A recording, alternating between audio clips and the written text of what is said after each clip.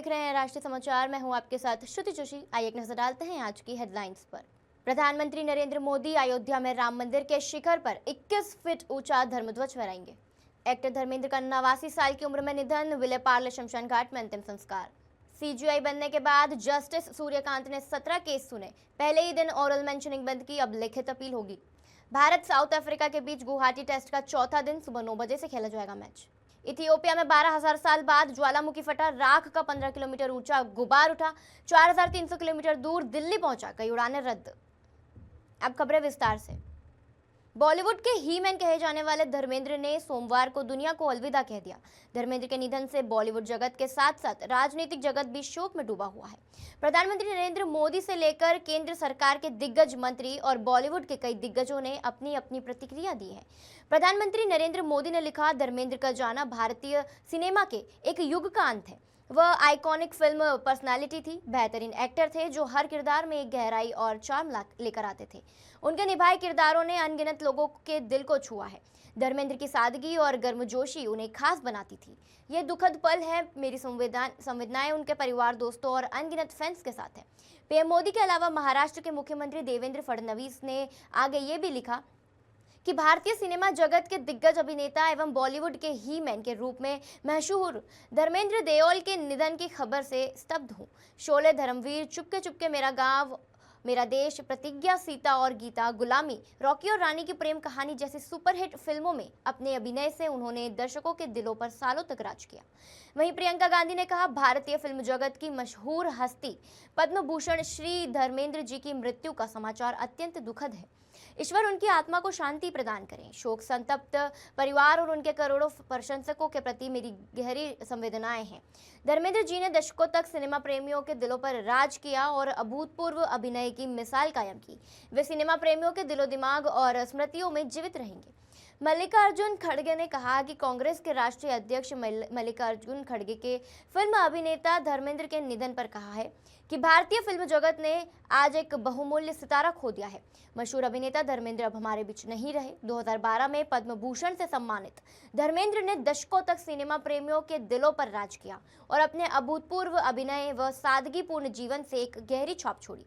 उनका निधन एक युग का अंत है। दुख इस बात की घड़ी में से उनके परिवार और करोड़ों प्रशंसकों को गहरी संवेदनाएं व्यक्त करता हूं। ईश्वर उनकी आत्मा को शांति प्रदान करे। फिल्म अभिनेता सुनील शेट्टी ने धर्मेंद्र के निधन पर अपने सोशल मीडिया प्लेटफॉर्म पर लिखा है, शान में लिपटी ताकत, गर्मजोशी में लिपटा स्टारडम, साफ दिल में लिपटी हीरोइज्म, यही धर्मपासी की विरासत है। दुनिया के लिए वह ही मैन थे। जो लोग उन्हें जानते थे उनके लिए वह प्योर गर्मजोशी थे। रेस्ट इन पावर धर्मपाजी, ओम शांति। फिल्म अभिनेता मनोज वाजपेयी ने धर्मेंद्र के निधन पर अपने सोशल मीडिया प्लेटफॉर्म पर लिखा है, धर्म जी मेरे माता पिता के पसंदीदा थे और मेरे बचपन के हीरो में से एक थे। उनमें एक ऐसा अपनापन था जिसे आप उनके बोलने से ही पहले महसूस कर सकते थे। उनकी गरिमा, उनका मजाक और जिस तरह से वे स्क्रीन पर और स्क्रीन के बाहर खुद को पेश करते थे, उसने उनसे मिलने या उन्हें देखने वाले हर किसी पर गहरी छाप छोड़ी है। उन्हें खोना पर्सनल फीलिंग है। उनकी फिल्में लोगों के लिए उनका प्यार और जिस नरमी के लिए वे खड़े रहें वह हमारे साथ रहेगी। ओम शांति। फिलहाल इस खबर से पूरा बॉलीवुड जगत शोक में डूबा हुआ है। साबरकांठा में कांग्रेस एमएलए जिग्नेश मेवाड़ी के हालिया बयान के बाद विवाद गहरा गया है। मेवाड़ी द्वारा पुलिस व्यवस्था पर सवाल उठाने के बाद जिले के इदर और हिम्मतनगर में रिटायर्ड पुलिसकर्मियों और पुलिस परिवारों ने जोरदार विरोध प्रदर्शन किया। प्रदर्शनकारियों ने बैनर और नारे लगाकर रैली निकाली और मेवाड़ी के खिलाफ कार्रवाई तथा उनके इस्तीफे की मांग की। मेवाड़ी हाल ही में कांग्रेस की जन आक्रोश यात्रा के तहत साबरकांठा पहुंचे थे, जहां उन्होंने शराब, जुआ, चरस, गांजा और अन्य अवैध धंधों को रोकने में पुलिस सिस्टम की नाकामी पर सवाल उठाए। उन्होंने डिप्टी चीफ मिनिस्टर पर भी ईमानदारी से कार्रवाई न करने के आरोप लगाए और कहा कि राज्य में अवैध कारोबार बढ़ रहा है। वडाली में हुई उनकी बैठक के दौरान मेवाड़ी ने लोगों से खुले मंच पर सवाल पूछे कि क्या इलाके में शराब, जुआ और ड्रग्स का धंधा चल रहा है। बैठक में मौजूद लोगों ने माना कि ऐसे अवैध कारोबार लगातार फल फूल रहे हैं। मेवाड़ी ने यह भी आरोप लगाया कि गुजरात पुलिस के कुछ कांस्टेबलों को उनके खिलाफ कड़ा किया जा रहा है। मेवाड़ी ने साफ संकेत दिए हैं कि आने वाले दिनों में वे 33 जिला मुख्यालयों पर शराब, जुआ और ड्रग्स के खिलाफ रेड करेंगे। साबरकांठा में 2 दिनों तक चलने वाली इस जन आक्रोश यात्रा में गेवनीबेन, अमित चावड़ा और ठाकुर भी शामिल है। मेवाड़ी के बयान और आरोपों पर पुलिस परिवारों के विरोध ने राजनीतिक तापमान और बढ़ा दिया है। भरूच कलेक्टर कार्यालय के पास लगे AQI डिस्प्ले बोर्ड पर AQI 513 दिखा रहा है और इसके पैरामीटर निर्धारित सीमा से ज्यादा है। ये देखकर हर कोई हैरान है। अगर AQI सिस्टम में कोई खामी है तो उसे जल्द से जल्द ठीक करने का अनुरोध है। जब एक जागरूक नागरिक दिनेश कुमार ने इसकी शिकायत करने की पहल की तो विवाद के कारण AQI सिस्टम को बंद कर दिया गया।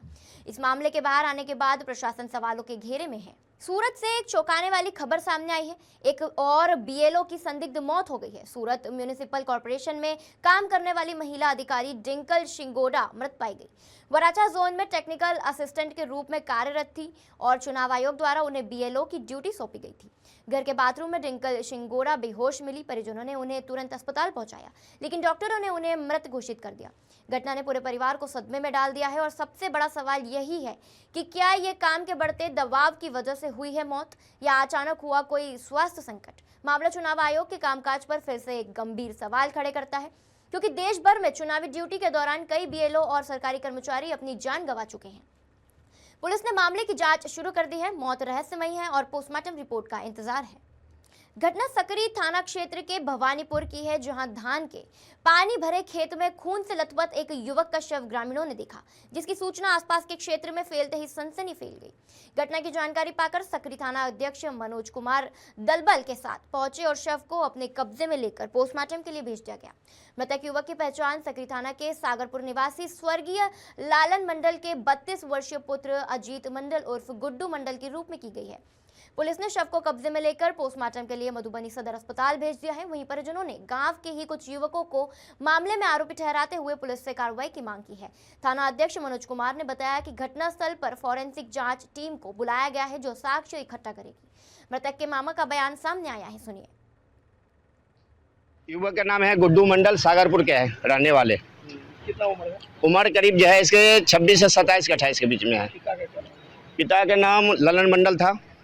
इसके पिताजी मतलब जो डेट हो गए थे, जब ये 6 महीना के भी नहीं थे तब ये डेट कर गए थे। क्या करता था?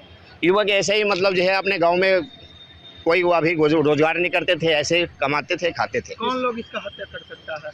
इसके हत्या नाम शक मेरे सिस्टर जो बताया है, सकरी सरोज यादव, राहुल यादव, सोनू पासवान, और जिस दुकान पर से उठाया है उसका नाम आनंद मंडल है। जिस दुकान पर से उठाया है कल रात में इसको 7 या 8 के बीच में उसको दुकान पे उसका किसी का गिरफ्तारी भी हुआ है? किसी के नहीं हुआ है। जब हम सकरी थाने पे गए थे, ये लोग क्यों मर्डर करेगा? क्या कारण हो सकता है?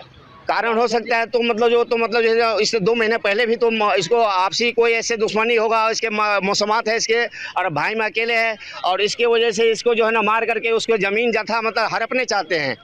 आप कौन लगते हैं? इसके मामा लगता हूँ मैं। क्या नाम हुआ? मेरे जिमनाथ।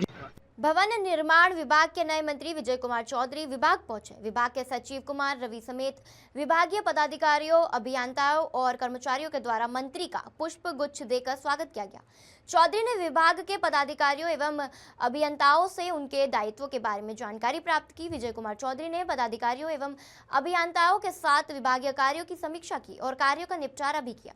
सचिव कुमार रवि ने विभाग की संरचना एवं कार्यप्रणाली से मंत्री को अवगत कराया। विभाग की योजनाओं की जानकारी PPT के माध्यम से प्रस्तुत किया गया। साथ ही राज्य की आइकॉनिक बिल्डिंग एवं अन्य विभागीय योजनाओं की विस्तृत जानकारी प्रदान की गई। इस अवसर पर विभाग के सभी पदाधिकारी, अभियंतागण सहित अन्य कई लोग मौजूद रहे। रोहतास जिले के धोड़ाड़ थाना क्षेत्र अंतर्गत एक पत्थर खदान से 2 नाबालिग बच्चों के शव मिलने से पूरे इलाके में सनसनी फैल गई है। इस हृदय विदारक घटना के बाद स्थानीय लोगों में काफी आक्रोश है और परिजनों का रो रो कर बुरा हाल है। मृतक बच्चों की पहचान इंद्रपुरी थाना क्षेत्र के नवाडी गांव निवासी राजेश पाल के बेटे सुधीर पाल और प्रदीप पाल के रूप में हुई है, जिनकी उम्र 14 साल और 12 साल बताई जा रही है। परिजनों के मुताबिक दोनों बच्चे रविवार की दोपहर से ही लापता थे और इसको लेकर इंद्रपुरी थाने में एक रिपोर्ट भी दर्ज कराई गई थी। परिजन रमेश पाल ने बताया कि रविवार की सुबह दोनों बच्चे खाना खाकर अपनी साइकिल से धान का बाल चुनने निकले थे, लेकिन शाम तक घर नहीं लौटे। इसके बाद दोनों की काफी खोजबीन की गई और अंत में इंद्रपुरी थाने में एक रिपोर्ट भी दर्ज कराई गई। उन्होंने मामले में हत्या की भी आशंका जताई है। सोमवार की सुबह पत्थर खदान के समीप से गुजर रहे स्थानीय ग्रामीणों को लावारिस हाल में पड़ी एक साइकिल एवं बच्चों को वस्त्र देखकर शक हुआ। ग्रामीणों ने तुरंत पत्थर खदान में कूदकर तलाशी शुरू कर दी। इसके बाद बारी बारी से दोनों शव बरामद हुए। इधर 2 बच्चों के शव बरामद होने की सूचना पर लोगों की भारी भीड़ इकट्ठा हो गई और मौके पर पहुंची पुलिस ने शव को कब्जे में लेकर परिजनों को सूचित किया। एसपी अतुलेश झा का इस मामले पर बयान सामने आया है, सुनिए। क्या कुछ जानकारी है इसमें? कल संध्या में इंद्रपुरी थाना को सूचना मिली कि नावाडी के 2 बालक जो अपने घर से निकले हुए हैं उनके मिसिंग की कंप्लेन वहाँ मिली थी। इंद्रपुरी थाना ने त्वरित कार्रवाई करते हुए पूरी रात उनको ढूंढने का प्रयास किया है। आज सुबह सूचना प्राप्त हुई कि धौधार क्षेत्र में एक डबरा है जहाँ पे पानी जमा था, उसके बाहर इनकी साइकिल देखी गई है और कुछ कपड़े देखे गए। तो यहाँ पर गोताखोरों की मदद से, धौधार थाना की मदद से जो दोनों मृत बच्चे बालक हैं उनकी लाश बाहर निकाली गई है। प्रथम दृष्टया ऐसा प्रतीत हो रहा है कि ये लोग यहाँ पर तैरने के लिए, नहाने के लिए आए थे और इस क्रम में ये घटना घटी है, क्योंकि अचानक से बीच में जो है काफ़ी गहरा गड्ढा है वहाँ पे। लोकल प्रशासन को सूचना दी गई है, पोस्टमार्टम के लिए बेहतर कार्रवाई की जा रही है। गोपालगंज के मीरगंज थाना क्षेत्र के पांडेय समील गांव में 16 नवंबर को हुई सविता देवी हत्याकांड का पुलिस ने खुलासा कर दिया है। पत्नी की हत्या का मास्टरमाइंड कोई और नहीं बल्कि उसका खुद पति मुन्ना चौधरी ही निकला है। पुलिस ने मुख्य आरोपी को बड़का गांव चौक से गिरफ्तार कर लिया है। आरोपी ने पूछताछ में अपने अपराध की स्वीकारोक्ति भी की है। मीरगंज थाना क्षेत्र के पांडेय समील गांव में 16 नवंबर की सुबह सविता देवी की गोली मारकर हत्या कर दी गई थी। शुरुआती दौर में मामला अज्ञात अपराधियों द्वारा अंजाम दी गई वारदात माना जा रहा था, लेकिन जांच आगे बढ़ने पर एक चौंकाने वाला सच सामने आया है। हत्या की साजिश खुद उसके पति मुन्ना चौधरी ने रची थी। गोपालगंज के एसडीपीओ आनंद मोहन गुप्ता ने क्या कहा, सुनिए। के संबंध में पूछताछ क्रम में उनके द्वारा बताया गया कि पारिवारिक कलह एवं आपसी घरेलू विवाद तथा जमीनी विवाद को लेकर उनके द्वारा अपनी पत्नी की हत्या की गई थी। हत्या के लिए उनके द्वारा सिवान से 4 शूटर को हायर किया गया था, जिसके लिए उन्होंने 5 लाख रुपये भी दिए थे, जिसकी पुष्टि अन्य साक्ष्यों के बयान से भी हुई है। इस कांड में अन्य शूटरों की गिरफ्तारी के लिए छापेमारी की जा रही है। से मोतिहारी के दरपा थाना क्षेत्र के तिनकोड़ी गांव पहुंचे वीआईपी सुप्रीमो मुकेश सहनी ने एनडीए सरकार और नीतीश कुमार पर जमकर हमला बोला। मुकेश सहनी ने आरोप लगाया कि यह सरकार अपराध को संरक्षण देने वाला है और नीतीश कुमार का इकबाल बिहार से समाप्त हो चुका है, इसलिए बीजेपी ने पहले उनके गृह विभाग छीना और अब उनसे कुर्सी भी छीन ली। मुकेश सहनी ने अपने प्रखंड अध्यक्ष की हत्या को लेकर काफी दुखी थे और उन्होंने कहा कि सरकार में पुलिस निरंकुश है और एक वक्त ऐसा आएगा जब लोग सड़क पर उतरेंगे और सरकार को कुर्सी छोड़कर भागना पड़ेगा। यहाँ आज हम परिवार से मिलने के लिए आए थे। दुर्गे खामोसा जी का हत्या हो गया, जो आप लोगों को जानकारी में है। हमारे पार्टी के जिला प्रभारी थे, तो आपसी रंजिश के कारण लोगों ने हत्या किया है। प्रशासन से हम लोगों ने बात किया है और ये सरकार जो है अपराध को संरक्षण देने वाला सरकार है। नीतीश कुमार जी का इकबाल खत्म हो चुका है, उनके हाथ से बिहार राज्य जो है ना निकल चुका है। अभी आप जैसे देखेंगे तो गृह मंत्रालय उनके हाथ से निकल गया है, कुछ देर के बाद उनकी कुर्सी भी निकल जाएगी। अभी वो बिहार में अस्वस्थ चल रहे हैं। थाना पुलिस जो है वो एक अपने आप में कंपनी बना लिया है।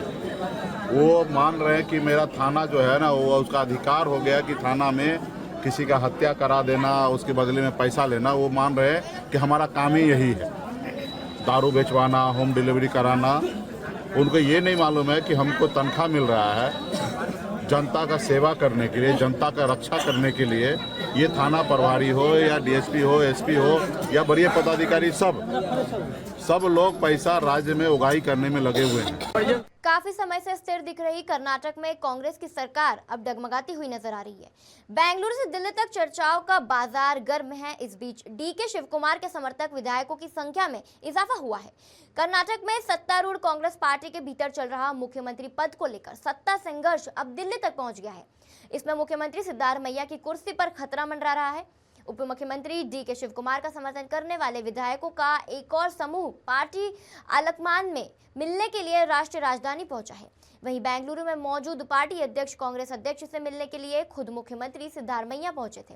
जानकारी के अनुसार उप मुख्यमंत्री डीके शिव कुमार का समर्थन करने वाले विधायकों का एक और समूह पार्टी आलकमान से मिलने के लिए दिल्ली पहुंचा है। इसमें एच.सी. बालकृष्ण के एम उदय, नयना मोटम्मा, इकबाल शरद, बोजगौड़ और शिवगंगा बसराव शामिल हैं। शिव कुमार को मुख्यमंत्री बनाने की मांग को लेकर जल्दी कुछ और विधायकों को दिल्ली आने की संभावना है। भारत के नए मुख्य न्यायाधीश जस्टिस सूर्यकांत ने सोमवार को कार्यभार संभालते ही सुप्रीम कोर्ट की प्रक्रिया में बड़ा बदलाव किया है। उन्होंने मामलों की अर्जेंट लिस्टिंग के लिए ओरल मेंशनिंग बंद की है। पहले दिन जस्टिस सूर्यकांत ने लगभग 2 घंटे की कार्यवाही में 17 मामलों की सुनवाई की। सीजेआई सूर्यकांत से पहले पूर्व सीजेआई संजीव खन्ना ने भी मौखिक मेंशनिंग की प्रथा बंद की थी। पूर्व सीजेआई बीआई गवाई ने इसे दोबारा शुरू किया था। सीजेआई सूर्यकांत ने कहा, अब केवल लिखित मेंशनिंग स्लिप ही मान्य होगी। असाधारण परिस्थितियों जैसे डेथ पेनल्टी या व्यक्तिगत स्वतंत्रता के मामलों में ही मौखिक मेंशनिंग सुनी जाएगी। वर्तमान सीजेआई बीआई गवाई ने कार्यकाल रविवार 23 नवंबर को खत्म हुआ। जस्टिस सूर्यकांत 9 फरवरी 2027 को रिटायर होंगे और उनका कार्यकाल लगभग 14 महीने का होगा। दिल्ली के प्रेम नगर इलाके में पिटबुल डॉग के अटैक से 6 साल का बच्चा गंभीर जख्मी हुआ है। अटैक में बच्चे का एक कान कटकर अलग हो गया। उसके सिर, चेहरे और शरीर पर गहरे जख्म आए हैं। घटना सीसीटीवी में रिकॉर्ड हुई है। वीडियो वायरल है। घटना 23 नवंबर की दोपहर 3 बजे के आसपास की है। पीड़ित परिवार के मुताबिक बच्चा अपने बड़े भाई के साथ गली में बॉल से खेल रहा था। बॉल पड़ोसी के घर की ओर चली गई थी। बच्चा जब उसे लेने जा रहा था तभी पिटबुल ने अटैक किया। वीडियो में नजर आ रहा है कि पिटबुल बच्चे की ओर दौड़ता है। एक महिला उसे रोकने की कोशिश करती है लेकिन रोक नहीं पाती। बच्चा डॉग से बचकर भागता है लेकिन पिटबुल उसे गिरा देता है और बुरी तरह से काटता है। पिटबुल बच्चे का दाहिना कान काटकर अलग कर देता है। इथियोपिया में एक ज्वालामुखी 12,000 साल बाद अचानक रविवार को फट गया। इस विस्फोट से उठने वाली राख और सल्फर डाइऑक्साइड करीब 15 किलोमीटर ऊंचाई तक पहुंच गई। यह लाल सागर पार करते हुए यमन और ओमान तक फैल गई। सोमवार रात करीब 11 बजे यह राख इथियोपिया से 4,300 किलोमीटर दूर दिल्ली के आसमान पर भी छा गई। India met sky weather alert ने बताया कि राख का ये गुबार जोधपुर जैसलमेर की ओर से भारत में एंट्री कर चुका है और अब उत्तर पूर्व की तरफ बढ़ रहा है। यह बादल राजस्थान, हरियाणा और दिल्ली के ऊपर फैल चुका है। इसका एक हिस्सा गुजरात को भी छू सकता है। रात में पंजाब, पश्चिमी यूपी के पहाड़ी इलाके और हिमाचल पर इसका असर देखने की आशंका है। इसे देखते हुए कई एयरलाइंस ने अपनी फ्लाइट्स रद्द कर दी है। हालांकि एक्सपर्ट्स का मानना है कि इस गुबार की ऊंचाई इतनी ज्यादा है कि आम लोगों की जिंदगी पर इसका असर काफी कम होगा। हालांकि हल्की मात्रा में राख गिरने की आशंका है। मंगलवार सुबह सूर्योदय के समय आसमान थोड़ा अजीब और रंग बिरंगा दिख सकता है। इजराइल के प्रधानमंत्री बेंजामिन नेतन्याहू ने एक बार फिर भारत की अपनी यात्रा टाल दी है। उनकी इस साल होने वाली यात्रा का मकसद पीएम मोदी से द्विपक्षीय वार्ता था, लेकिन 2 हफ्ते पहले नई दिल्ली में हुए घातक आतंकी हमले के बाद सुरक्षा चिंताओं के कारण यह दौरा स्थगित कर दिया गया है। इस हमले में कम से कम 15 लोगों की मौत हुई थी और कई लोग घायल हुए थे। इजरायली मीडिया रिपोर्ट्स के मुताबिक यह दिल्ली में पिछले 10 साल का सबसे बड़ा हमला था। इजरायली मीडिया के मुताबिक नेतन्याहू अब अगले साल नई तारीख तय कर सकते हैं। ये इस साल तीसरी बार है जब नेतन्याहू ने भारत का प्रस्तावित दौरा रद्द किया है। इससे पहले सितंबर में होने वाला उनका भारत दौरा इजरायल में दोबारा होने वाले चुनावों के कारण रद्द कर दिया गया था। इससे पहले भी उन्होंने अप्रैल चुनावों से ठीक पहले भारत आने का प्लान टाल दिया था। इजरायल में माना जाता है कि भारत दौरा उनके लिए अंतर्राष्ट्रीय स्तर पर अपनी स्वीकार्यता दिखाने का एक तरीका था। जुलाई में नेतन्याहू की पार्टी ने इलेक्शन कैंपेन के दौरान उनके पोस्टर लगाए थे, जिनमें वह पीएम मोदी, अमेरिकी राष्ट्रपति डोनाल्ड ट्रंप और रूसी राष्ट्रपति व्लादिमीर पुतिन के साथ दिखाई दे रहे थे। ये थी अब तक की ताज़ा खबरें और खबरों के लिए बने रहिए हमारे साथ। नमस्कार।